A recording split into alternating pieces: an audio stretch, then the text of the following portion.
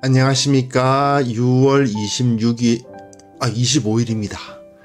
6월 25일 금요일 말씀 묵상 함께 시작하겠습니다. 오늘 6.25인데 제가 참 시력이 나쁘다 보니까 6월 26일로 읽혀지고 그러네요. 예, 오늘 참 이 땅에 비극이 있었던 날이기도 하고 하나님께서 주시는 새로운 어떤 계기였던 것 같아요. 왜냐하면 6.25라는 그 전쟁이 정말 비극이긴 하지만 어떻게 보면 그 이전의 그 조선시대의 그 신분사회라든지 양반 상놈이 있었던 그러한 이 사회가 이 6.25라는 이 전쟁에 의해서 완전히 갈아엎어져 버리는 그런 계기가 되지 않았습니까? 이게 뭐 잘 됐다는 게 아니고 하나님께서는 그 이 민족의 슬픔을 통해서도 또 어떤 특별한 계기를 만드시고 이 나라가 새롭게 도약할 수 있는 어떤 시발점을 만들어 주셨다는 그런 생각이 들 때가 있습니다. 6월 25일 이 전쟁을 말이죠. 전쟁을 사용하셔서 말이죠. 저는 하나님께서 이 예레미야서를 통해서 보여주시는 이 예루살렘의 멸망, 정말 슬픈 일이고 정말 고통스러운 일이지만 그 계기를 통해서 또 하나님 나라의 새로운 양상을 만들어 가시는 것을 볼 수 있는데 이 땅을 향해서도 하나님께서 비슷한 일을 하시지 않았나 그런 생각을 하게 됩니다. 오늘 예레미야 21장 1절에서부터 10절까지 말씀인데요. 이 말씀으로 우리가 또 예레미야의 새로운 국면을 살펴보게 될 것입니다. 하나님께서 어떤 모습으로 이 땅을 인도해 가시고 또 우리가 하나님 앞에서 어떤 모습으로 바로 서야 될 것인가를 생각해 보는 시간이 되었으면 좋겠습니다. 그럼 한번 말씀을 보겠습니다.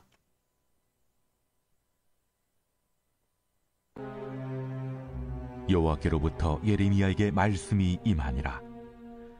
시드기야 왕이 말기야의 아들 바수울과 제사장 마아세야의 아들 스바나를 예레미야에게 보내니라. 바벨론의 느부갓네살 왕이 우리를 치니 청컨대 너는 우리를 위하여 여호와께 간구하라. 여호와께서 혹시 그의 모든 기적으로 우리를 도와 행하시면 그가 우리를 떠나리라. 예레미야가 그들에게 대답하되 너희는 시드기야에게 이같이 말하라. 이스라엘의 하나님 여호와께서 이와 같이 말씀하시되 보라, 너희가 성 밖에서 바벨론의 왕과 또 너희를 에워싼 갈대아인과 싸우는 데 쓰는 너희 손의 무기를 내가 뒤로 돌릴 것이요 그것들을 이 성 가운데 모아들이리라. 내가 든 손과 강한 팔 곧 진노와 분노와 대노로 친히 너희를 칠 것이며 내가 또 사람이나 짐승이나 이 성에 있는 것을 다 치리니 그들이 큰 전염병에 죽으리라 하셨다 하라. 여호와의 말씀이니라. 그 후에 내가 유다의 왕 시드기야와 그의 신하들과 백성과 및 이 성읍에서 전염병과 칼과 기근에서 남은 자를 바벨론의 느부갓네살 왕의 손과 그들의 원수의 손과 그들의 생명을 찾는 자들의 손에 넘기리니 그가 칼날로 그들을 치되 측은히 여기지 아니하며 긍휼히 여기지 아니하며 불쌍히 여기지 아니하리라 하셨느니라. 여호와께서 말씀하시기를 보라, 내가 너희 앞에 생명의 길과 사망의 길을 두었노라. 너는 이 백성에게 전하라 하셨느니라. 이 성읍에 사는 자는 칼과 기근과 전염병에 죽으려니와 너희를 에워싼 갈대아인에게 나가서 항복하는 자는 살 것이나 그의 목숨은 전리품같이 되리라. 여호와의 말씀이니라. 내가 나의 얼굴을 이 성읍으로 향함은 복을 내리기 위함이 아니요 화를 내리기 위함이라. 이 성읍이 바벨론 왕의 손에 넘김이 될 것이요 그는 그것을 불사르리라.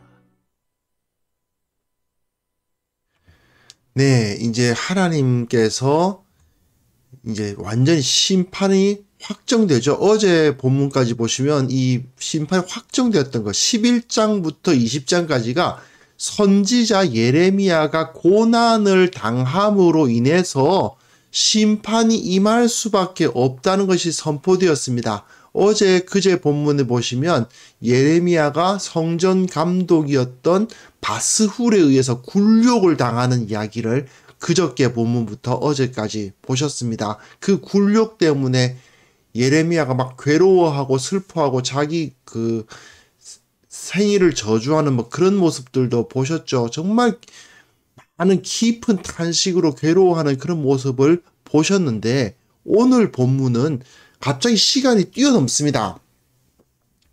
이렇게 확정된 심판이 21장부터는 실제로 실현이 돼요.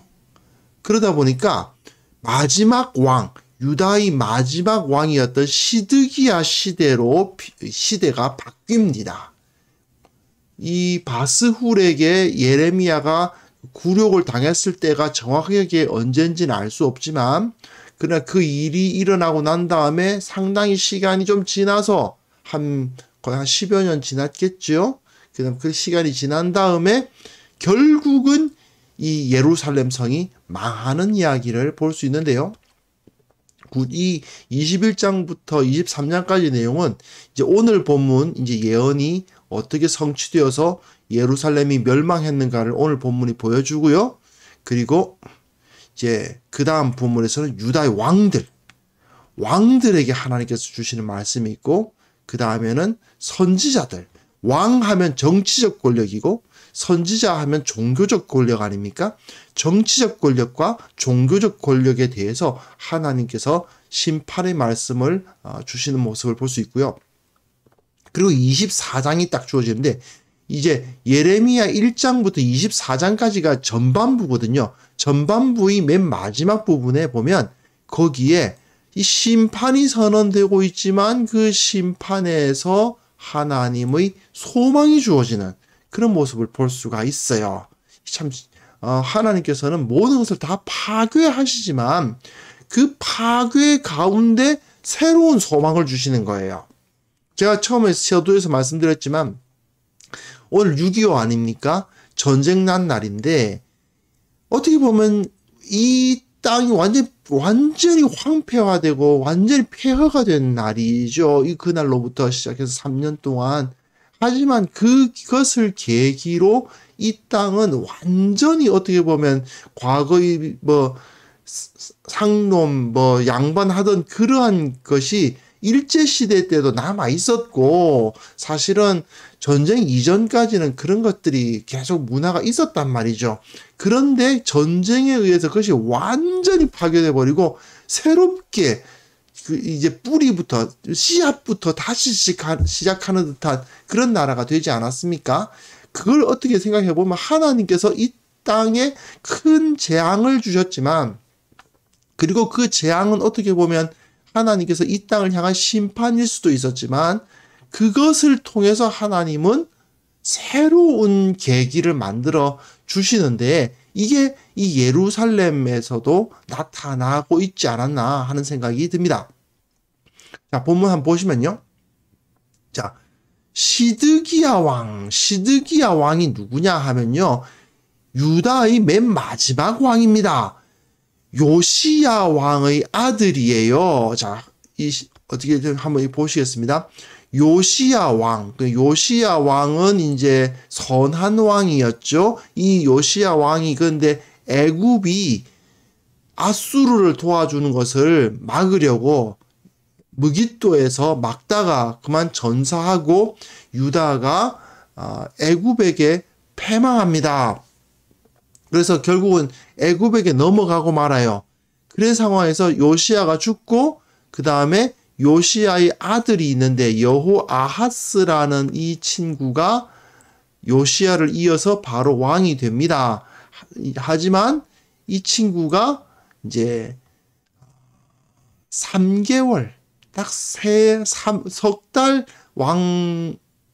왕좌에 있다가 애굽으로 끌려가죠. 애굽으로 끌려갑니다. 이집트로 끌려가고 그 다음에는 그 자리를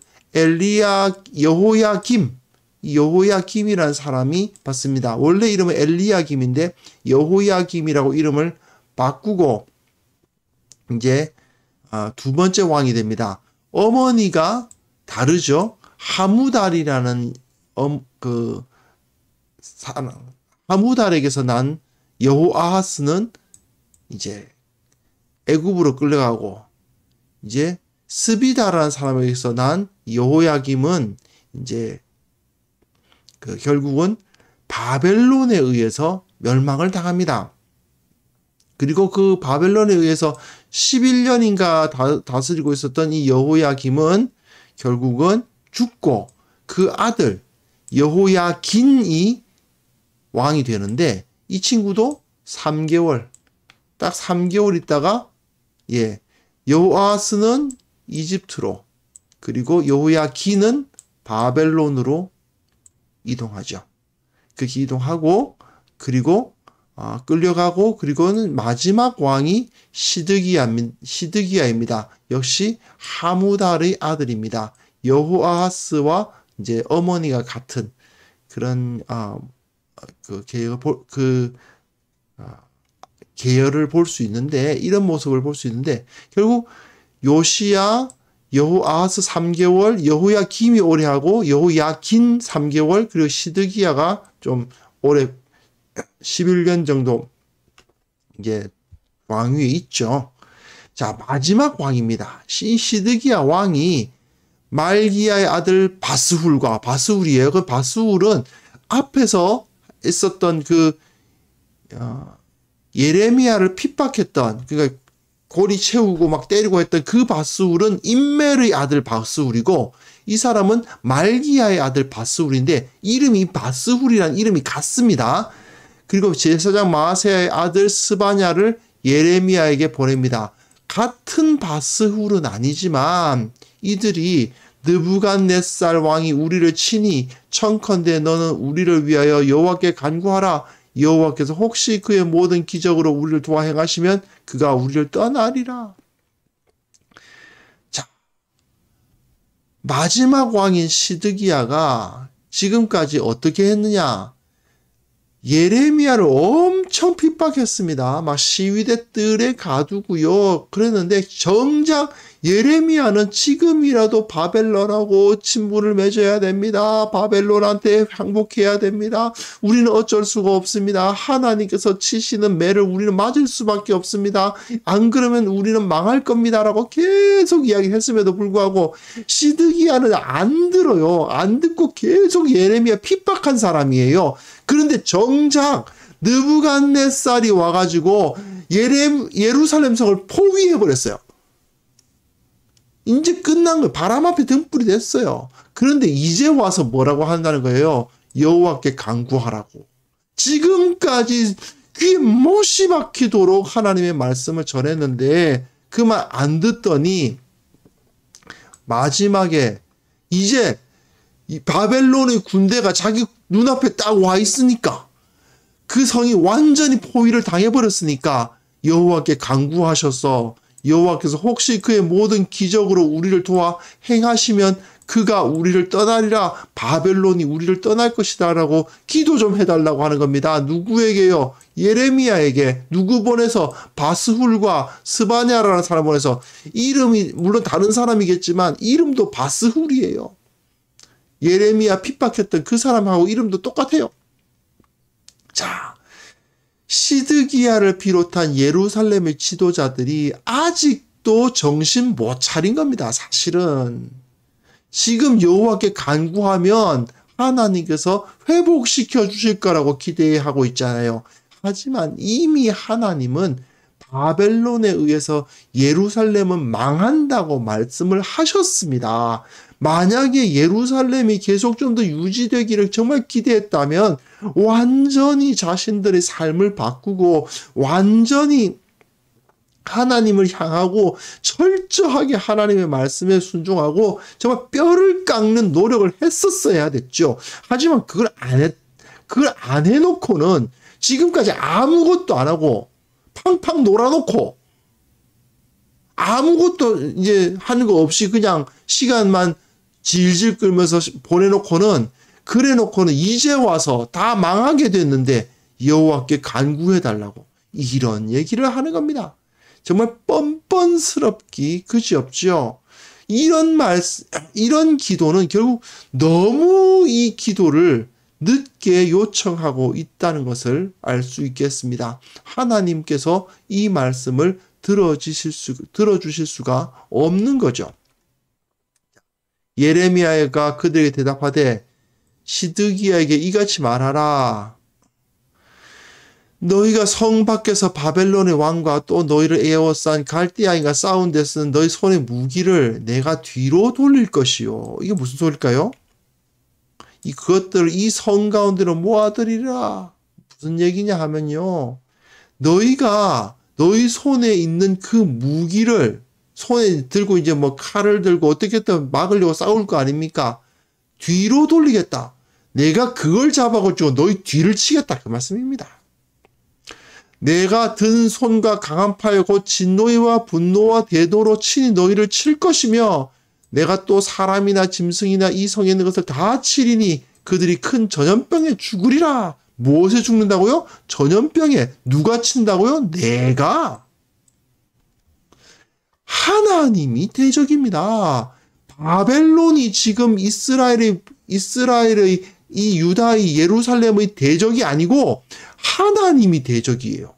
하나님이 너희들을 지금 치고 계시지 바벨론이 너를 치는 것이 아니다. 그리고 7절 보세요.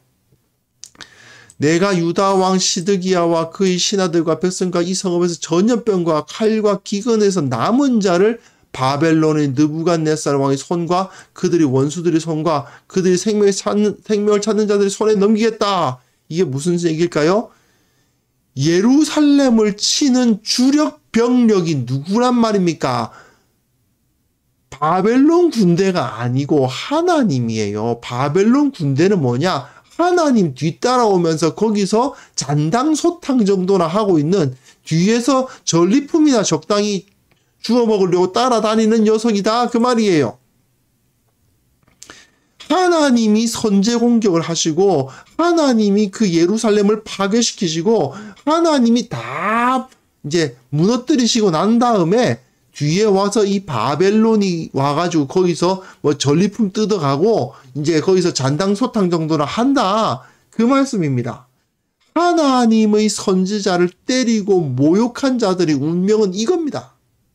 이렇게 망할 수밖에 없는 거죠. 너희들이 지금 하나님께 구해가지고 하나님께서 좀 기적을 일으키셔가지고 저 바벨론 좀 쫓아내달라고 기도했다고? 야, 무슨 소리야. 너를 때리고 있는 건 바벨론 군대가 아니라 나야, 나. 하나님이 그 앞에서 대적이 되고 계시니 안 되죠. 있을 수가 없습니다. 지금 이스라엘의 적군은 하나님입니다. 이게 바로 이 예레미야가 전하는 하나님의 말씀입니다. 그리고 그 다음 본문 보시면요. 여호와께서 말씀하시기를 보라. 내가 너희 앞에 생명의 길과 사망의 길을 두었노라. 너는 이 백성에 전하라. 그런데도 불구하고 뭘 두셨어요? 생명의 길 두셨어요. 이 성읍에 사는 자는 칼과 기근과 전염병에 죽으려니와 너희를 에워싼 갈대인에게 나가서 항복하는 자는 살 것이다. 이 성이 유지되기를 기대하지 마라. 이 성은 끝났다. 살고 싶으면 지금 나가서 항복해라 이겁니다. 그게 바로 하나님의 말씀이었습니다. 그의 목숨은 전리품같이 되리라. 그게 무슨 소리입니까? 목숨은 유지할 수 있을 텐데 전리품 그들에게 끌려간다는 얘기입니다. 노예가 돼서 죽지는 않을 거다. 생명은 유지시켜주마. 하지만 그 목숨은 전리품같이 되어서 노예가 되어 끌려갈 것이다. 여호와의 말씀이니라. 내가 나의 얼굴을 이 성읍으로 향함은 복을 내리기 위함이 아니요 화를 내리기 위함이라. 바벨론 왕의 이 성을 넘겨버릴 것이다. 이 성은 구제할 수 없다. 이렇게 마지막 결론을 내려버리시죠. 어제 그저께 본문에처럼 하나님의 선지자를 핍박하고 조롱하고 때리고 모독한 자들은 결국 이러한 결말에 도달하고 맙니다.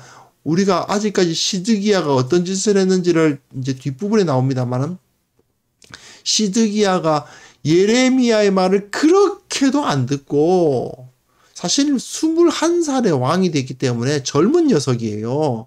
시드기야. 근데 이 녀석이 하나님의 말씀이 그렇게 전파되는데도 불구하고 안 듣고 지멋대로 하다가 지금 와가지고 군대에 의해서 완전히 둘러싸인 상태에서 지금 와가지고 하나님 앞에 기도해가지고 저 바벨론 왕의 군대를 물려달라고 기도하고 있는 이런 것 자체가 말이 안 되는 거죠. 예루살렘 성을 지키기에는 너무 늦은 겁니다. 끝났어요. 다윗의 왕조가 이어질 것이다. 예루살렘 성을 지킬 수 있을 것이다. 그 이전에 사실 여호야김 때부터 순종하며 뼈를 깎는 회개를 하며 자신의 삶을 완전히 하나님께로 드리는 그런 모습으로 서지 않았기 때문에 이들은 살아날 수 있는 방법이 없었습니다. 물론 아무 소망이 없다라고 말할 수는 없어요. 왜요? 항복하는 자는 살 것이다. 예. 살 수는 있으니까. 그리고 어떻게든 생명이 유지되어 있으면 그 바벨론에 끌려간 상태에서 다시 소망의 씨앗이 자라날 수 있으니까 아무 소망이 없다고 볼 수는 없지만, 그러나 예루살렘 거민들의 입장에서는 모든 것을 다 잃어버렸습니다. 이스라엘의 역사는 출애굽과 같이 그냥 처음으로 다시, 마치 나무에다 비유하면 나무가 막 울창하게 자랐던 그 나무가 싹 베어버리고 그 씨앗부터 다시 심어서 자라는 것 같은, 예, 그런 상황이 되어버렸습니다. 분명 하나님은 이스라엘에게 소망을 100% 제거하시진 않으셨습니다. 그러나 지금 이건 99%의 소망을 다 무너뜨려 버리시고 지금까지 주셨던 모든 은혜를 싹 가져가시고 새로 다시 밥부터 갈아가지고 씨앗부터 심는 그런 상황으로 만들어 버리셨습니다. 만약에 이들이 그 이전에 미리 회개하고 하나님의 말씀이 선지자에 의해서 계속 제시될 때에 그때 회개했다면 이렇게까지는 안 되겠죠. 하지만 호미로 막을 것을 가래로 막는다, 이런 그 속담이 있는 것처럼 그 죄악이 있을 때 그때 회개하고 바로잡았으면 호미로 막을 수 있는 걸 가지고 끝까지 버티고 끝까지 그 가운데서 하나님 앞에 범죄하고 말 안 듣고 있다가 가래로도 못 막는 상황이 벌어지고 만 겁니다. 결국은 모든 것을 잃어버린 그런 상황이 된 거죠. 자, 우리도 이러한 문제가 우리 가운데 있지 않은지 한번 생각을 해보셔야 됩니다. 우리에게 있는 작은 문제들을 그냥 내버려 두고 있다면 그 죄악이 점점 커져서 우리를 완전히 집어삼켜버릴 수도 있다는 것을 우리는 기억해야만 됩니다. 하나님께서는 우리를 완전히 다 치시고 정말 이 땅이 전쟁의 그 참화로 완전히 그냥 폐허가 되어버린 것 같은 그런 상황으로 몰아버리는 것처럼 우리 인생을 그렇게까지 몰아가실 수도 있습니다. 하나님께서 우리가 죄악에서 안 떠나면, 하나님을 바라보지 않으면, 하나님 앞에 회개하지 않으면, 그건 잘못됐다, 회개해라, 바꿔라라고 말씀하시지 않으면 우리를 처음부터 다시 그때 그 말씀에 순종하지 않으면 처음부터 다시 시키실 수도 있다는 것을 우리는 기억해야만 됩니다. 자, 우리 이 시간 우리가 함께 기도했으면 좋겠습니다. 하나님께서 이스라엘에게 어떤 일을 행하셨는가를 한번 생각해 보십시오. 회개하지 않으면, 우리가 빨리 회개하지 않으면 호미로 막을 수 있는 일을 가래로도 못 막는 일이 벌어질 것입니다. 내 안에 있는 이 작은 죄악들의 문제를 주님 앞에 내어놓고 온전히 바로 잡지 않으면 결국은 하나님께서는 나를 바로 세우시기 위해서 나를 완전히 부서뜨리시고 처음으로 리셋, 모든 것을 다 잃어버린 그 자리에 내버려 두실 수도 있다는 것을 우리가 기억하면서 너무 늦기 전에 우리의 죄악을 토설하고 용서받고 주님 앞에 바로 서는 역사가 있어야 되겠습니다. 이 시간 함께 기도하면서 주님의 말씀대로 주님의 은혜를 따라서 온전히 회개의 자리로 나아가는 우리 모두가 되기를 바랍니다. 함께 기도하겠습니다.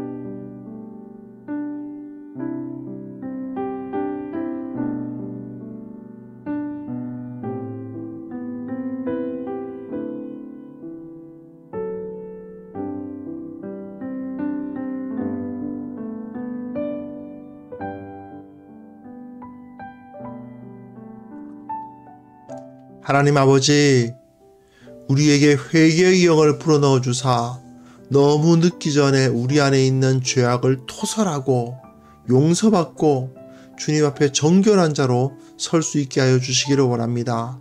어디에 서건 주님께서 나를 거룩한 자로 부르셨다는 사실을 기억하면서 참으로 하나님의 말씀 앞에 바로 서서 주님께서 기뻐하시는 그 모습으로 설 수 있는 우리 모두가 되게 하여 주시옵소서.